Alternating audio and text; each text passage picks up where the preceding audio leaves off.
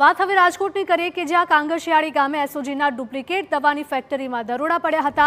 Branded કંપનીના sticker લગાવીને ખેડૂતોને વેચાતી હતી નકલી દવા। ફેક્ટરી સંચાલક દર્શન જયેશ ગઢાદરાની ધરપકડ કરાઈ છે। એસઓજીએ 7,80,000ના દવાના જથ્થા સાથે ફેક્ટરી માલિકને ઝડપી પાડ્યો છે। ગ્લોબલ ઇન્ડસ્ટ્રીમાં બનાવવામાં આવતી હતી આ નકલી દવા। ગ્રામ્ય એસઓજીએ દવા સહિત સ્ટીકરનો તમામ મુદ્દામાલ જપ્ત કર્યો છે।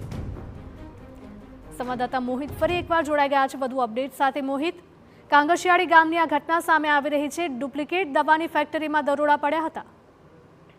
હિરલ, જે ગ્રામ્ય એસઓજી છે તેમને માહિતી મળી હતી કે કાંગશિયાળી ગામે ખેડૂતોને ચૂનો ચોપડવાનું એક કામ છે તે ચાલી રહ્યું છે।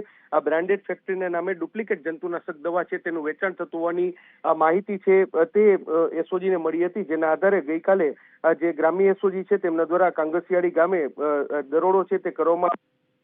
કાંગશિયાળી ગામમાં આવેલ જે ગ્લોબલ ઇન્ડસ્ટ્રીઝ પ્લોટ નંબર 11ના શેડમાં આવતી હતી, જેમાં જે યુનાઇટેડ ફોસ્ફરસ લિમિટેડ તથા સિન્જેન્ટા ઇન્ડિયા લિમિટેડ પ્રાઇવેટ લિમિટેડ અને બાયર ક્રોસાઇઝ વગેરે કંપનીની ડુપ્લિકેટ દવા છે તે તૈયાર કરવામાં આવતી હતી। એસઓજી ગ્રુપ છે તેમના દ્વારા આ જે ફેક્ટરીના સંચાલક જે દર્શન ગઢાદરાની પણ ધરપકડ કરવામાં આવી છે। એટલું જ નહીં, પરંતુ તેમની પાસેથી જે ડુપ્લિકેટ દવાનો જથ્થો, આ ઉપરાંત તેમના જે બ્રાન્ડેડ જે બ્રાન્ડના જે સ્ટીકરો છે જે ડુપ્લિકેટ રીતે બનાવવામાં આવ્યા હતા એ કબજે લેવામાં આવ્યા છે। કુલ 7.80 લાખનો દવાનો જથ્થો છે તે પકડવામાં કંપની છે તેના દ્વારા એસઓજીને ફરિયાદ છે તે કરવામાં આવી હતી અને જે ફરિયાદના આધારે આ કાર્યવાહી છે તે કરવામાં આવી છે। જરૂરથી ખેડૂતોને જે અસલીના નામે નકલી વસ્તુ છે તે આપવામાં આવતી હતી તેનો એક આ મોટો પર્દાફાશ કરવામાં આવ્યો છે। જી બિલકુલ મોહિત, માહિતી બદલ આપનો આભાર।